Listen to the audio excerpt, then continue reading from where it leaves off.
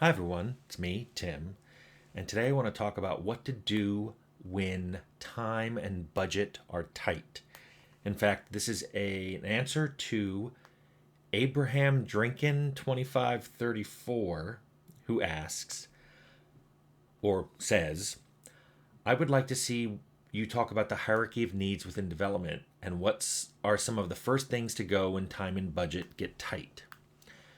Well, before I say that, let me remind you that people often talk about a triangle in development with three sides: good, fast, and cheap, and you have to pick two.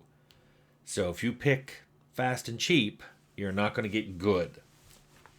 I don't know how much I believe in this situation because, first of all, once you go cheap, I don't see you getting good or fast. I don't see how you get fast with cheap, but anyway, I've been in this situation a few times. Bard's Tale construction set was done in 14 weeks. Rags to Riches was done on a shoestring budget. Very tiny team. I think I was the only programmer, and the producer doubled as the designer, in addition to the guy who made the board game. So it was a very tiny team. And then we got artwork done mostly by, I think, one or two internal 2D artists and then a bunch of external devs. And then Temple of Elemental Evil, I've talked about on here, that was done. The original budget was 18 months. And when they switched from version 3 D&D to version 3.5, they gave us an extra whopping 2 months. So that was a really fast, low budget game. So I've done this, and so I thought about my answer of what you have to sacrifice in order to make something that's with a small team or with a small amount of time and small budget. So the first thing I thought was smaller team. A big chunk of your budget goes to your team. If you reduce team size, your budget gets smaller automatically. Not sure about time, but your budget will shrink. If it's time you need to reduce and not budget, then think about using external development, hiring some contract artists or contract programmers. That doesn't always seem to work though. In my experience with it is you more frequently ask for redos on the art because it doesn't quite match the style, or you have to ask for additional time out from the coders to optimize their code, or you have someone who's not external who gets their code have to optimize it in house, so you spend time there. Also, if you have enough external developers, you usually need to have a producer who just handles them, which then adds to your budget. But in many cases, external development can help. In modern times, in addition to shrinking your team, you can also shrink your marketing. Marketing budgets have gotten much bigger. I've worked on games where the marketing budget was bigger than the production budget. And you may be shocked by that, but the reason for this is there are so many games out there. A huge problem with a modern game is just discoverability. You could make the best, coolest, funnest game ever and throw it up on Steam and no one would ever find it. So you have to do some kind of marketing, even if it's viral, even if it's convincing or paying some influencers to play your game. You need some kind of marketing. But that's something you could cut if your budget needed to be shrunk. And then you'd either have to find creative ways to have your game be discovered or just cross your fingers and hope it's so good it becomes discovered. Another thing you can do is reduce your content. And yes, that means make a shorter game. Just, cut out levels, cut out areas of your game.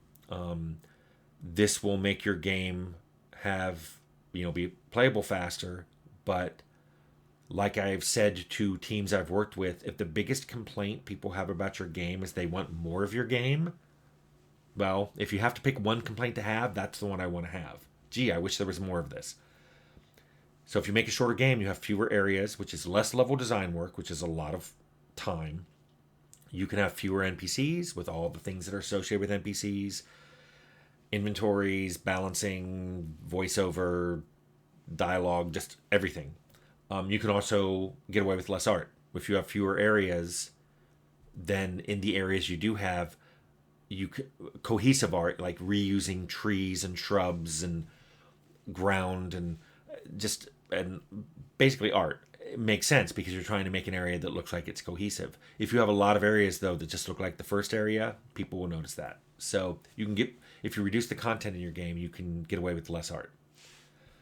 Another way to save on time and money is to reduce the complexity of your game, and which basically means what that you think it means. Make a simpler game.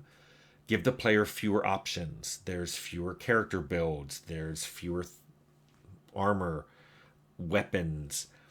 There's less choices they can make in the game, so you don't have to spend more time on those different paths.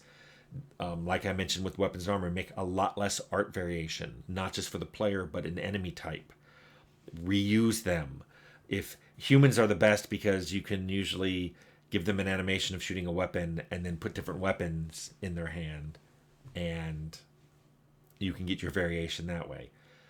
One thing that often gets overlooked is go through your user interface and minimize it. UI has, in my experience, been one of the largest time sinks in a game, and one of the largest time sinks that's never ever planned for. UI just seems to always take longer than anybody plans, and it's usually redone over and over again as you're trying to home in on that UI that conveys the information in a way that makes sense but isn't cluttered and is easy to use, and it's just hard to make a good UI. So sometimes you just skew towards, let's have less AI. Let's convey things. Maybe a sound effect is enough.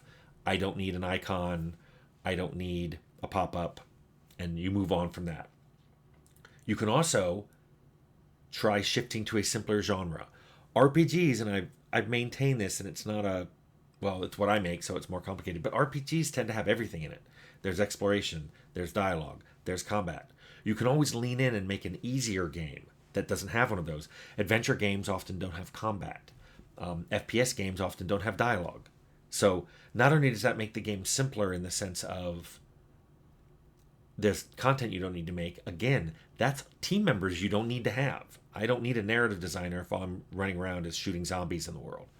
So, or you don't need a team of narrative designers. You may still want a narrative designer on hand to do end slides and lore text and stuff like that. I'm just saying, if you simplify one aspect of your game, maybe you don't need all of that, and you can just make it simpler.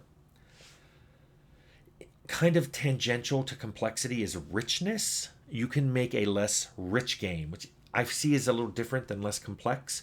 I'll give you some examples. You could do less voiceover, or no voiceover at all. It's not necessarily making the game less complex, but it is less rich. It is less immersive. There's a lot of rendering features that I feel like could be pulled back on, and the game would be simpler and less rich. But you'd save a lot of time. Lighting tends to take a lot of time. Rendering features like reflection. I see people complain like they go into a modern game and they look at a mirror and they don't see a reflection. Yeah, but guess what? I've never seen anybody say, this game is perfect on every feature except it doesn't have reflection. I'm not going to buy it. Never seen anybody say that. So cutting out things like that will save time. It also saves on bugs, and it usually helps your frame rate. So reducing that kind of richness helps you in ways you might not have anticipated. Another way you can make your game less rich is don't go 3D, go 2D. I know this is a matter of contention. Some people think 2D games can take just as long as 3D games, and I agree. But in general, 2D games are faster to do than 3D games. You either need less art, or the art you do need is faster to create. So consider doing your game as a 2D game instead of a 3D game, or replace some things in your game that are 3D with 2D. Maybe you can replace all the cinematics with a 2D picture. We did that in Pillars. Some of our opening cinematics were just drawn with text over top. And that's another thing. Text can sometimes replace show. So you want something to have happened in the game, just have a text slider go by, like the beginning of Star Wars, saying, this is what happened. You don't have to have a cinematic that shows it. Or you don't have to have an in-game cinematic. You could just have it fade to black and say, you know, this bomb went off, or this person escaped, and then let the person imagine it. Sometimes the thing it's replacing is something that would have taken you months to do. So consider doing that. Actually, though, when it comes to cinematics, though, and I want to be clear here, cinematics can go either way. You can lose them and replace them with a slide that has some text on it, and you can save a lot of time. But you can also use them to replace something that would take a lot more time. Like if you need an entire area for the player to play through so they get through a story plot point, sometimes it'd be a lot faster, especially if there aren't any variations in that story plot point. The player is always going to go here and is always going to discover, say, this dead body. You could replace that with a cinematic of just having the player walk into some area and say, oh, it was hard getting here. Oh, there's the dead body. Oh, they killed her, blah. That would be something you could do. And then if the cinematic, by having a cinematic, you can avoid a lot more expensive things. Do that. Sometimes, though, the cinematic itself can be replaced with something even simpler.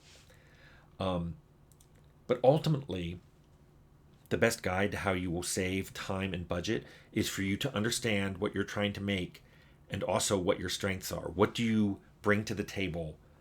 What are you trying to do? And how can you lean into the stuff you're good at? Let's say you're a good narrative designer, or you have a really good narrative designer on the team. Why not make an adventure game? Or something that's come out recently are combat-free RPGs. It simplifies the system mechanics of the game immensely, and a lot of things that would happen in combat are replaced with people talking, which you have somebody to write all that, and that's your strength. So if you've already got somebody who can do it, and especially if they're really good at it and can do it quickly, just get rid of it. Don't have combat in your game. Replace it with narrative. You can see the flip happening. Let's say you've got a system designer who loves combat and gun mechanics. Well, maybe you should get rid of dialogue. Make a combat game. Make a dialogue-free combat game. You can also replace big areas of your game with this. There are a lot of games that are full on RPGs, but when they go into the dungeon or they go on the quest themselves, there's not a lot of talking. It's mostly creeping around and killing undead, or killing bad guys, or a bandit who may just I'm going to get you, but you don't actually enter into a complex dialogue with them. Lean into your strengths. Decide what it is you can do well and quickly, and then do more of that and less of the things that you really don't have the resources to make. So, wow, I talked longer than I thought. That is my answer, Abraham Drinkin, to what you can do when your time and budget are tight. Of course, the best thing to do is to get more time and more budget, but that always isn't the answer, is it? So I hope this helps.